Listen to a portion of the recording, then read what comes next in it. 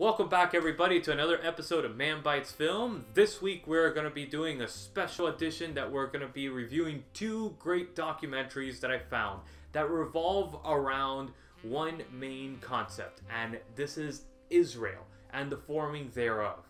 And one of the reason I wanted to do this was in reflection of the 50th anniversary for the Six-Day War. Israel versus the Arab countries, Egypt, Syria, Jordan, and Iraq. And these two documentaries follow the different stories of Israel that I wanted to tell.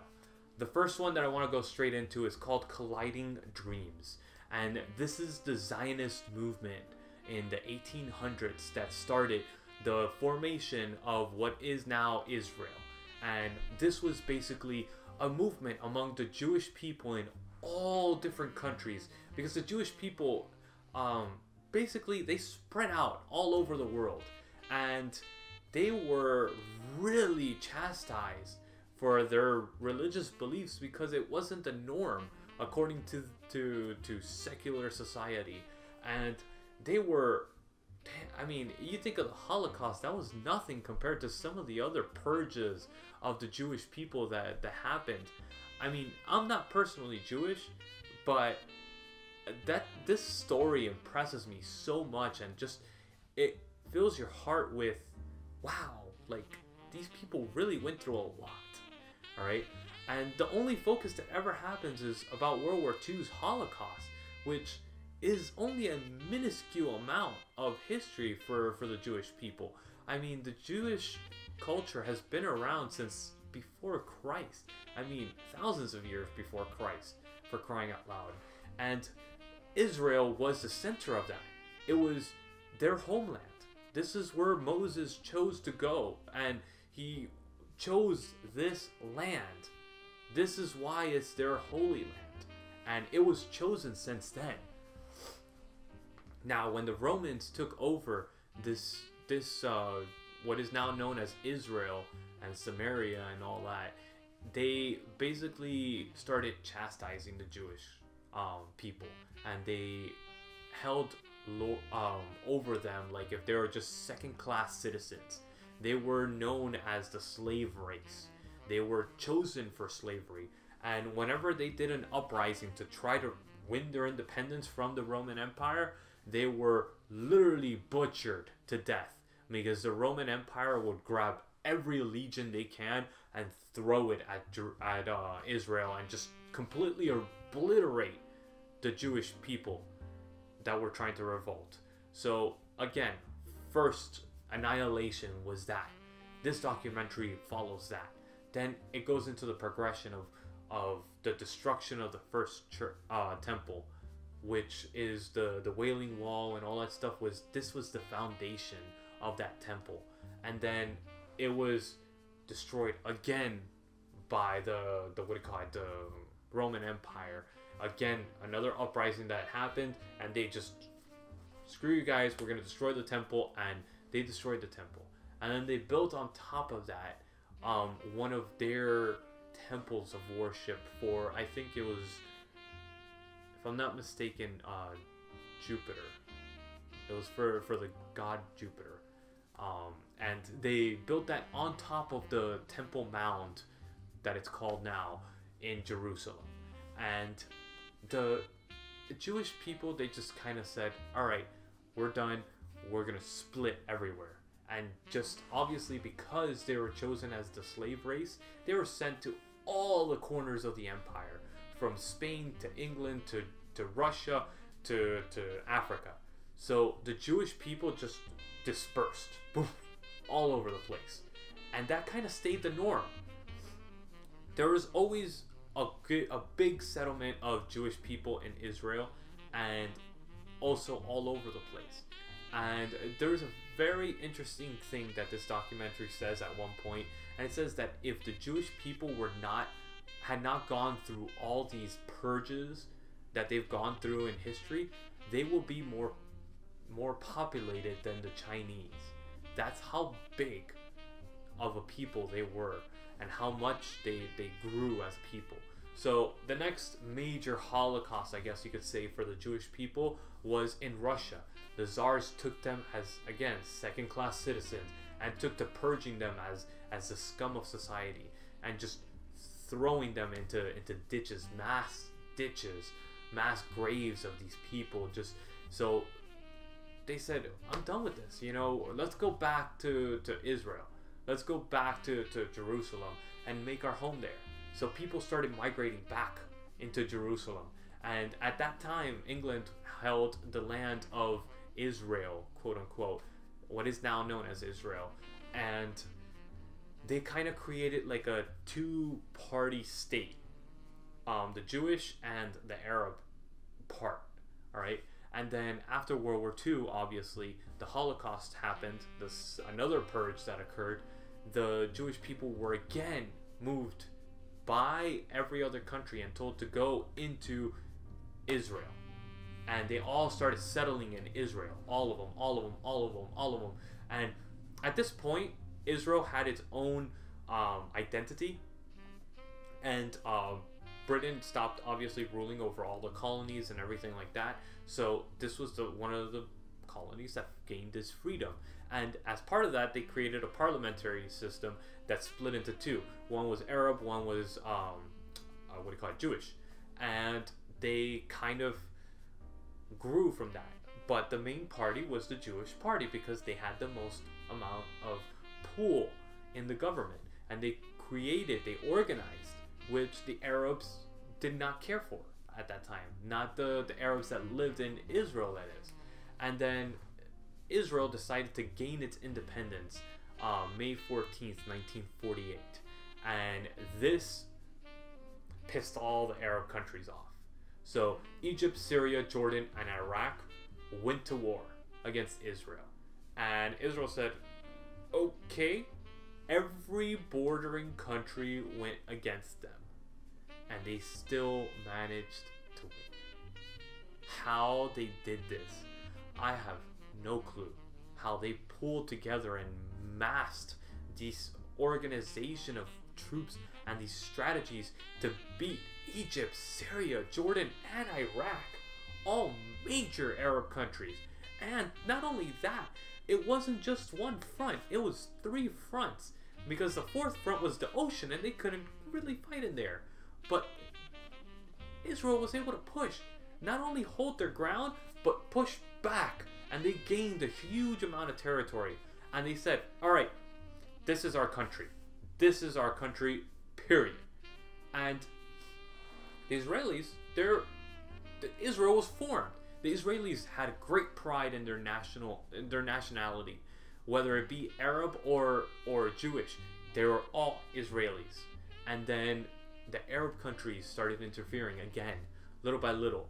So almost 20 years later, in 1967, June 5th, which this is the anniversary that I'm talking about of the 6-Day War, Israel struck because Egypt, Syria, Jordan, and Iraq were all arming against them again on the border. And not only that, they were actually infiltrating the Arabs that were inside of the country at the time. And they were able to win again. 6 days. They fought, held their ground, and pushed the defenses of all these countries back out again, even further than they were before. And the UN had to step in and say, no, let's stop here, create a treaty. They stepped in and said, let's make this treaty. If it wasn't for that, Israel would probably have defeated the army for all 4 of those countries easily, and without the help of a single country. It was all Israel by themselves in those 2 wars, and they were able to defend themselves. So then the UN interfered and said, all right, we're going to create a two-part system, a 2-state solution, I guess you could say, as they call it now. And it was to create the Israelis and the Palestinians. Palestinians didn't exist. They were Arabs. That's what they were. That's what they were called.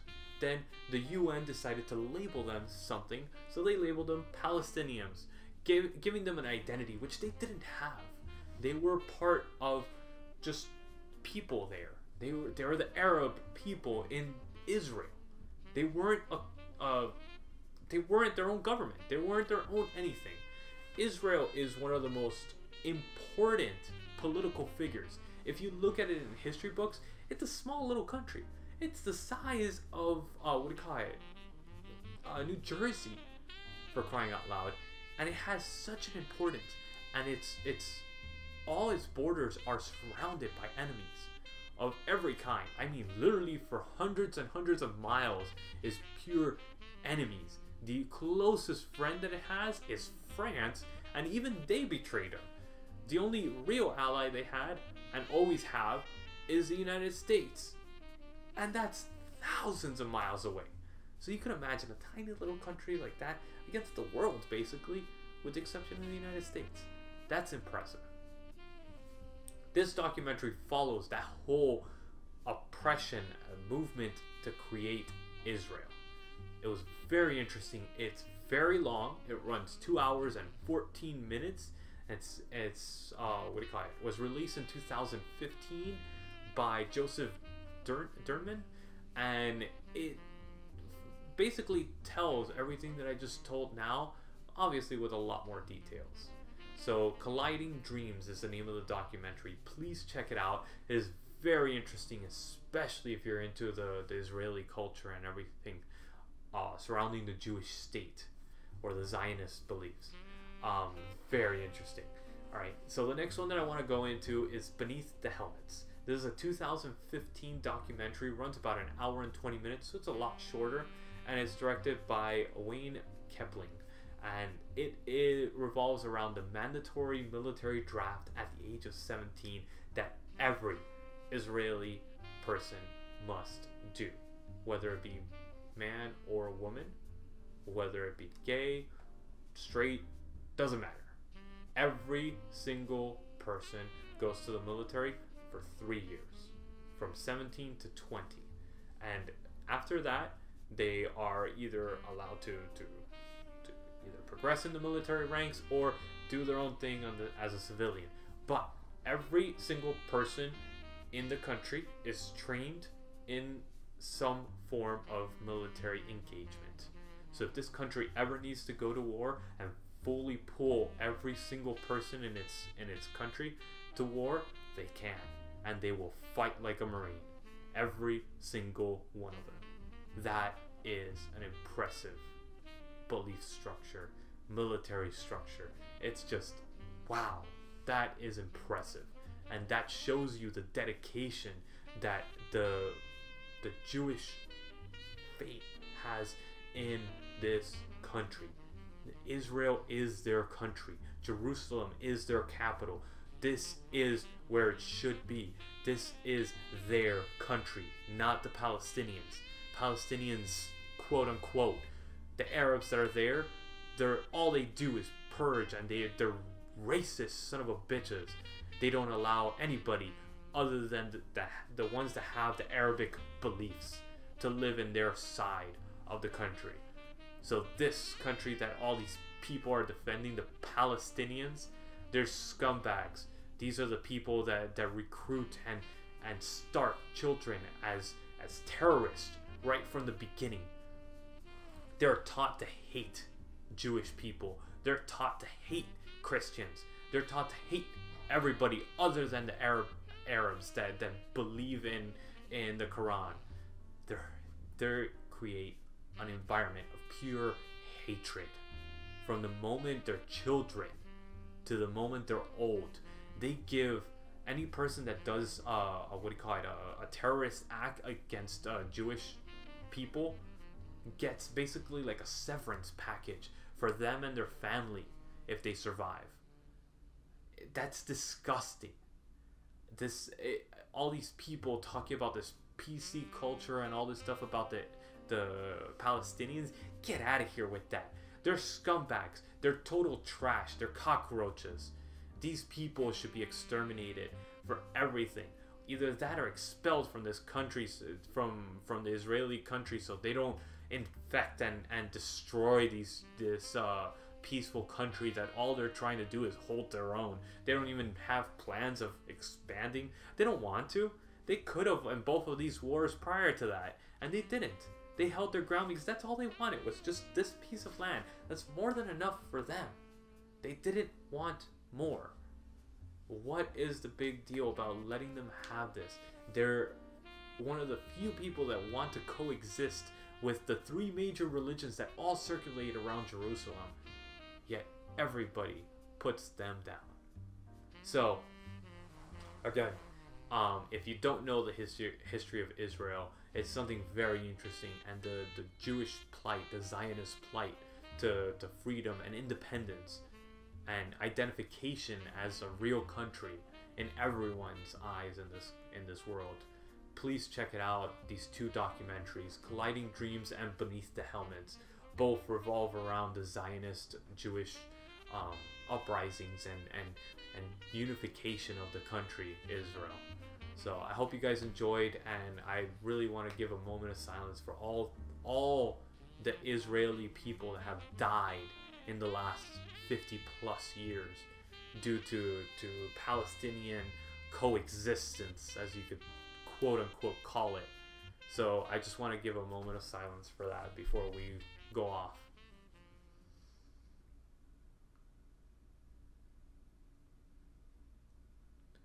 So guys, I hope you guys enjoyed this episode and this remembrance.